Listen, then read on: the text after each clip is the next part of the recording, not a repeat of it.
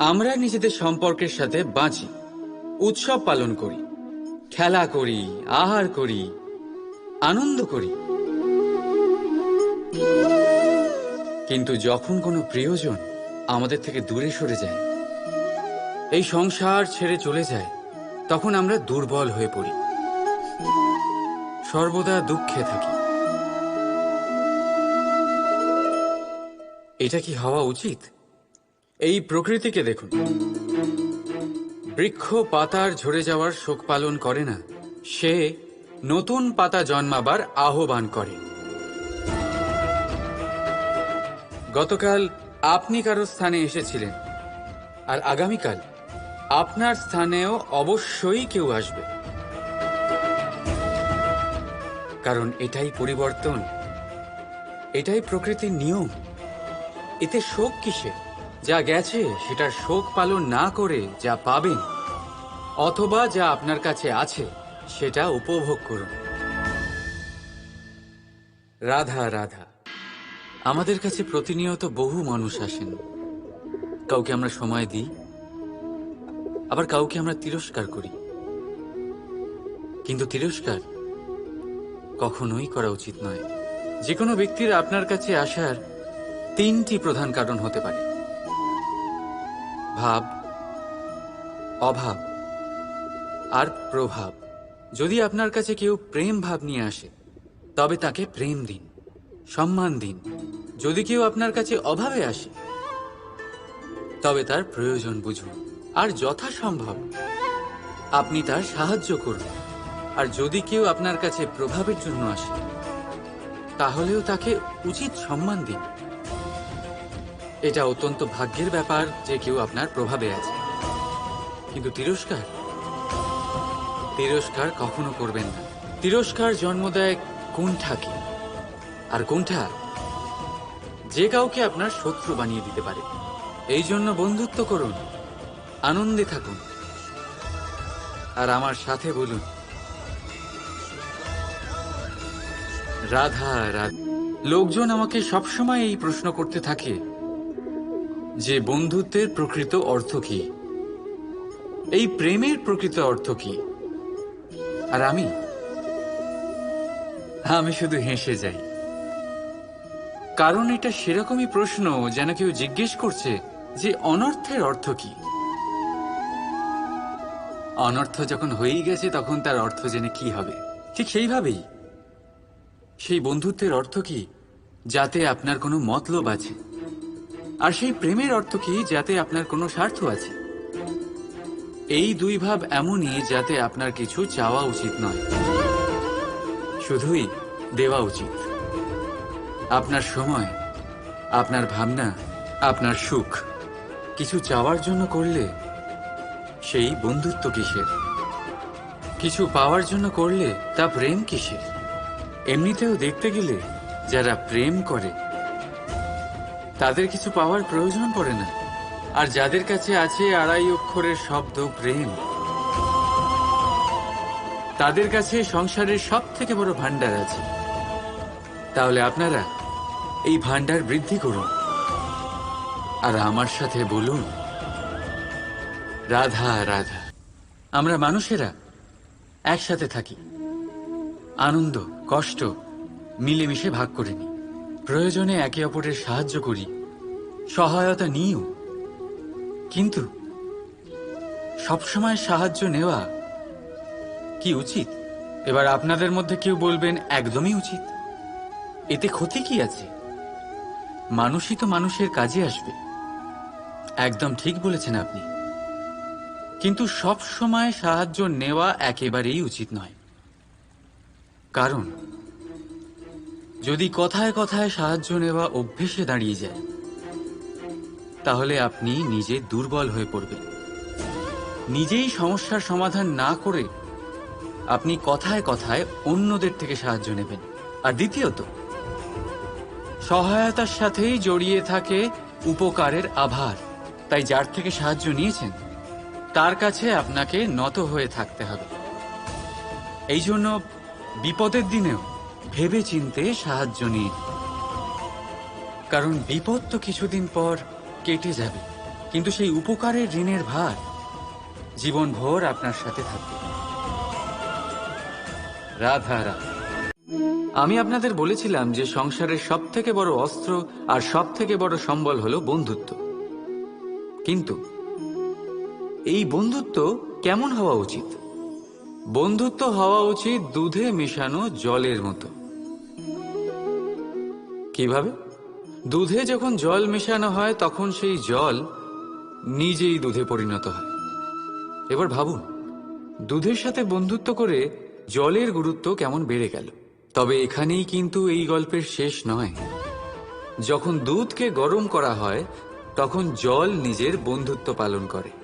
জল নিজে আগে সেটার তাপ নেয়, নিজের অস্তিত্বকে বাষ্পে রূপান্তরিত করে আর দুধকে বাঁচিয়ে নেয়। আর তারপর জল বাষ্প হয়ে গেলে দুধ ফুটতে থাকে, সে পাত্র থেকে বেরিয়ে উপচে পড়ে। আর শান্ত তখনই হয় যখন তাতে আবার জল মেশানো হয়। অর্থাৎ বন্ধুত্ব সেটাই যা বন্ধুর অস্তিত্বকে বিস্তার করে।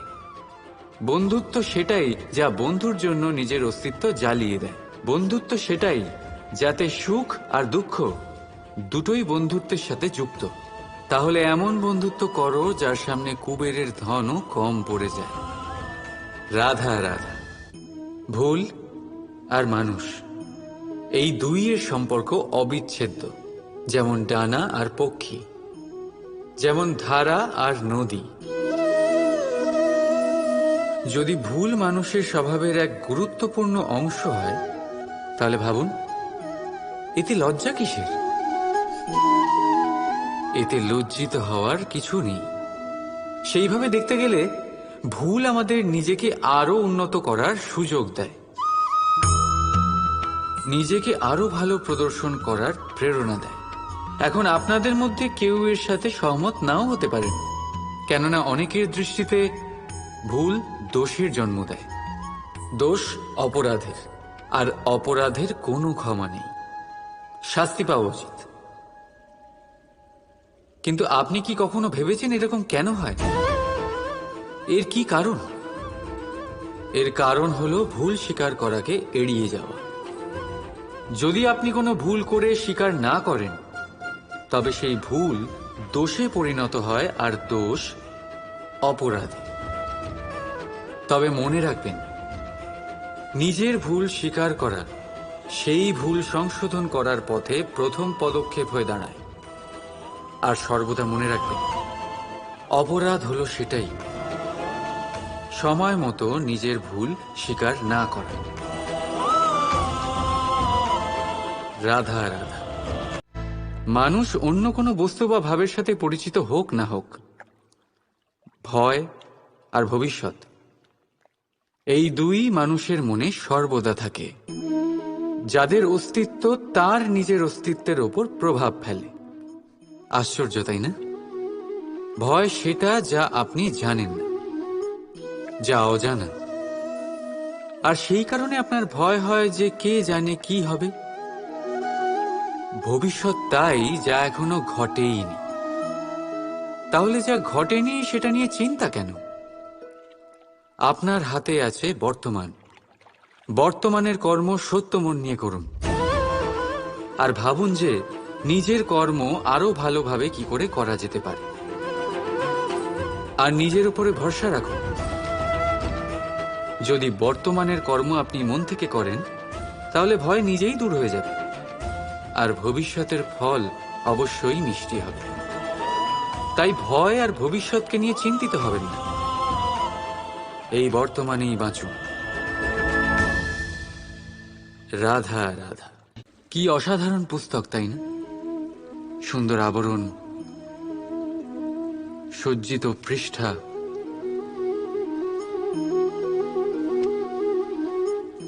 কিন্তু একে কি সত্যিই অসাধারণ পুস্তক বলে গণ্য করা যায়? এটাতে যা লেখা আছে তা কি সত্য, প্রেরণাদায়ী, আমাদের জন্য মূল্যবান?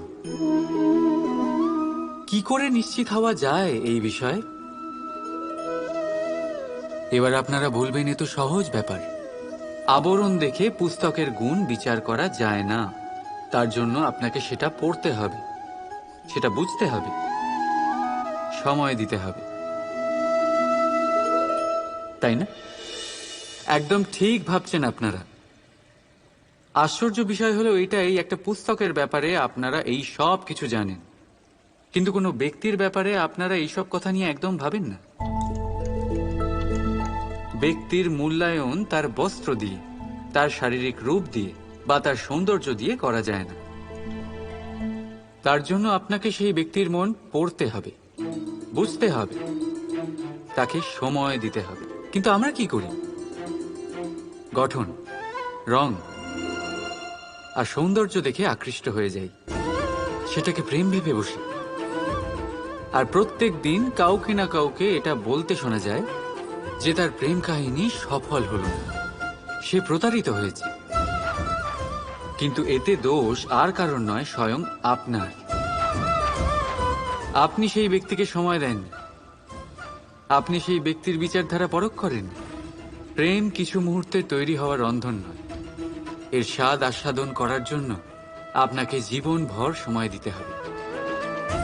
তাহলে সময় দিন, একে অপরের রূপকে নয়, আত্মাকে চিনুন। আর অতি অবশ্যই মন প্রসন্ন হয়ে বলে উঠুন, রাধা রাধা।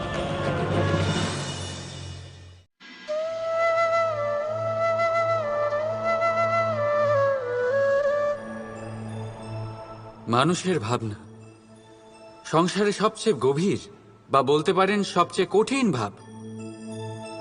কখন কি ঘটে যাওয়ার পরে এই মন কি ভেবে বসবে, এটা বলা অসম্ভব। আর আমাদের এই ভাবনা অনেক সময় আমাদের মনে হীন চিন্তা নিয়ে আসে। আমরা সবসময় আমাদের ওপরের শ্রেণীর লোকেদের লক্ষ্য করি, তাদের জীবনের বিশ্লেষণ করি, আর তারপর নিজেকে হীন মনে করি। ও কত ধনশালী, ও কত বলশালী, আর আমার কাছে তো কিছুই নেই, আমি নিঃস্ব, আমি হীন, এই সংসারের জন্য আমি কিছুই নই। মনে হয় না এরকম? কিন্তু আসলে তা নয়। আপনার কাছেও অনেক কিছু আছে, পরখ করে দেখে নিন। অতি ক্ষুধার্ত মানুষ যদি এক মুঠো ভাত পেয়ে যায়, তা যতই অন্যের কাছে ক্ষুদ্র অন্নের দানা হোক, তার কাছে তা ভোজের থেকে কোনো অংশে কম নয়। তাই যখনই মনে হীন চিন্তার উদ্রেক হবে, আপনজনদের দিকে তাকান, তাদের কথা ভাবুন। আপনার বিশ্বাস হয়ে যাবে, আপনি যতই মনে করেন এই সংসারের জন্য আপনি কিছুই নন, কিছু মানুষের জন্য আপনি গোটা সংসার সমান। তাই যা আপনার সংসার, তাতেই সুখী থাকতে শিখুন। রাধা রাধা।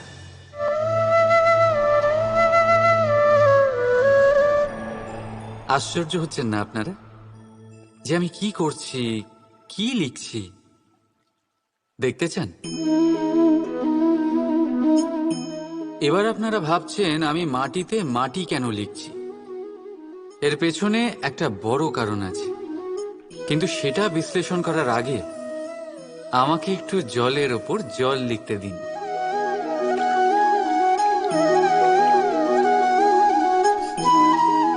কি হলো? যেটা আমি লিখলাম সেটা দেখা যাচ্ছে না কেন? তাহলে এবার শুনুন আপনাদের প্রথম প্রশ্নের উত্তর। মাটিতে মাটি লেখা যতটা সরল, ঠিক ততটাই কঠিন জলের ওপর জল লেখা। সম্পর্কও ঠিক এমনই হয়। তৈরি করার সময় মাটিতে মাটি লেখার মতো সরল, আর পালন করার সময় জলের ওপর জল লেখার মতো কঠিন। এবার প্রশ্ন এটাই হলো, জলের ওপর জল কি করে লেখা যায়?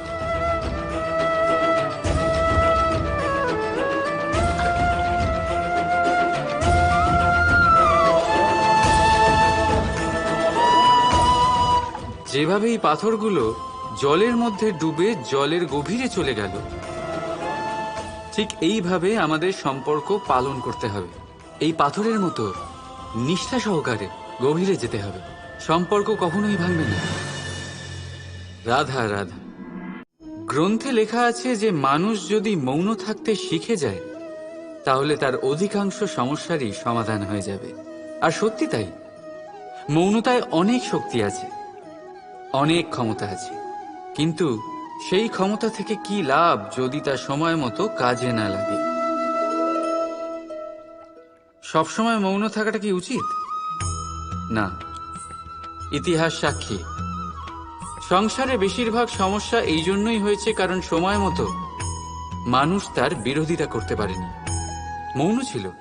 যদি মৌন থাকাটা অস্ত্র হয়, তাহলে সেটাকে ঠিক সময় ব্যবহার করাটাও জরুরি। যদি অকারণে মৌন থাকেন, তাহলে অন্যায়ের কাছে সেটা সম্মতি হয়ে দাঁড়াবে, আর ধীরে ধীরে সেটা আপনার স্বভাবে পরিণত হবে, আপনার অভ্যেস হয়ে দাঁড়াবে, আর তারপর আপনার ব্যক্তিত্ব একটা সামান্য প্রাণহীন পাথরে পরিণত হবে। প্রয়োজন পড়লে নিজের বাণীর সদ্ব্যবহার করতে শিখুন। বাণীকে কখন বশে রাখবেন আর কখন মৌন থাকা উচিত নয়, এর থেকেও বেশি গুরুত্বপূর্ণ এটা বিচার করা যে কখন মৌনতা ভাঙতে হবে। রাধা রাধা। জীবনে আমরা কত মানুষকে চিনি, আপনিও এমন অনেক মানুষকে চেনেন যারা নিজেদের অসফল মনে করে, নিরাশ হয়ে থাকে, যারা এটাই স্বীকার করে নিয়েছে যে এই জীবনে তাদের দ্বারা কোনো কর্মই হবে না, কোনো কাজে সফল হবে না, তারা কোনো কাজের যোগ্যতাই নেই তাদের। কিন্তু এমনটা একদমই নয়। এই পৃথিবীতে এমন কিছু নেই যার কোনো যোগ্যতাই নেই, এমন কোনো অক্ষর নেই যেটা কোনো মন্ত্রের অংশ নয়, এমন কোনো জড়িবুটি নেই যা ঔষধি নয়, এমন কোনো বিষ নেই যেটা সঠিক সময়ে অমৃত হয়ে যায় না। আর সেই প্রকার কোনো ব্যক্তি অযোগ্য হতেই পারে না। তাকে অযোগ্য করে তোলে তার চিন্তাধারা। এই জন্য আত্মবিশ্লেষণ করুন, নিজের আত্মাকে নিজেই চিনতে পারবেন, নিজের অন্তরাত্মাকে জাগ্রত করুন। আপনি দেখতে পাবেন এই পৃথিবীর ভিত তৈরি হয় আশা দিয়ে। সেই পৃথিবীতে নিরাশা, হতাশা আর হারের মতো শব্দগুলির কোনো অস্তিত্বই নেই। রাধা রাধা।